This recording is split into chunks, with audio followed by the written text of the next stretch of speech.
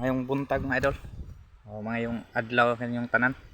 Awa, atong tambis mga idol, gisalagan mga idol. Ra. Awa na nagsag mga idol. Naa na siya kanang langgam mga idol, murag na nagloob diri da nag-ikog eh. Kita ikog. Ay ikog oo. Oh, kita mo si ikog no.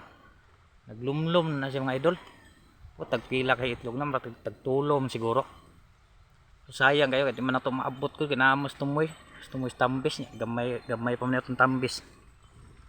So atol nang pasagdaan niya kay nung panila swerte man daw kunog sagan og langgam. So na mga idol, atong tambis ay sugod na ba pamunga. Mao ni mga idol. Okay, unta kung mapiso na siya, ari ra po na siya dire, anad na siya kay naramas tumbalay. Kuan din na lang gamang mga idol nga amumunggot singahan sa inyo anak, tibas ba ka na sa inyo ha.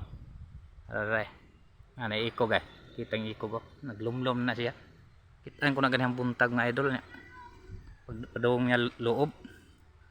Okay, salamat mga idol.